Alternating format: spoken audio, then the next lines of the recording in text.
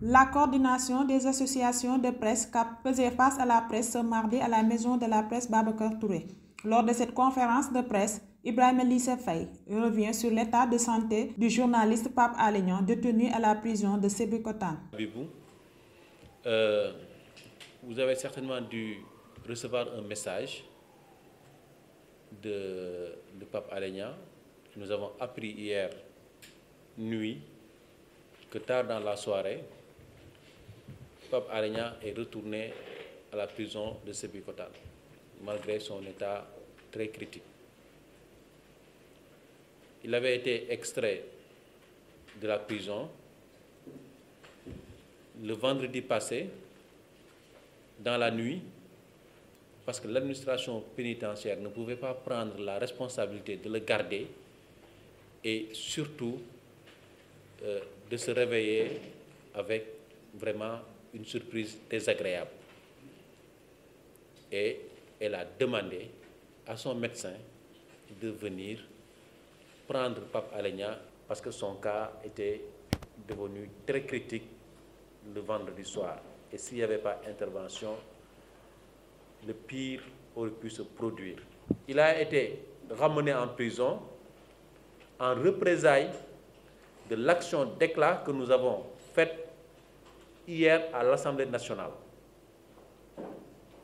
Et donc, on peut croire, on peut même dire, sans oser, sans être démenti, que les autorités sont dans une sorte de bras de fer. Et la nuit, ils ont pris la décision de ramener Pape Alé Niang dans sa cellule à la prison de Sébikotane. Alors, la conséquence, c'est quoi?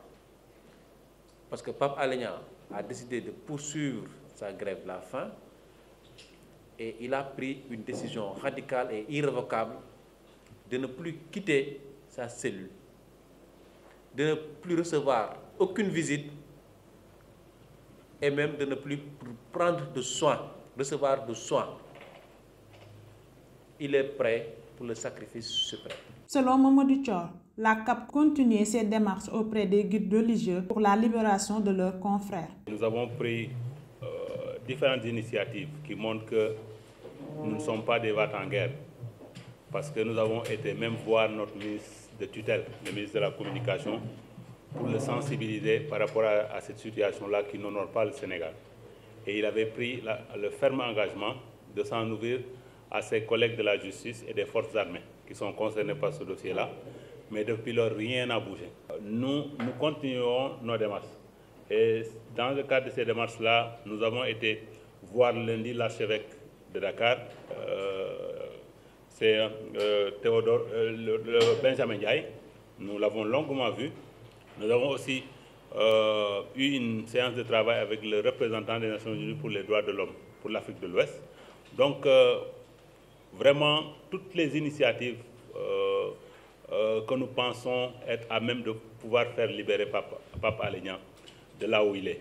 Parce que, vous savez, quand on va boucler bientôt 15 jours de diète, de grève de la faim, ça peut avoir des conséquences fâcheuses sur sa santé. Et c'est surtout ça qui nous inquiète.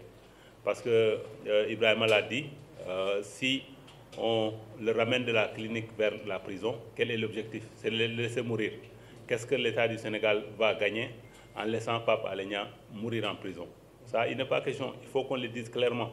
Et nous tiendrons le régime de Macky Sall responsable si l'irréparable se produise. Parce que les gens ont tout fait pour leur faire entendre raison. Par ailleurs, la CAP interpelle l'opinion nationale et internationale sur l'affaire de leur confrère Pape Alé Niang arrêté depuis le 6 novembre.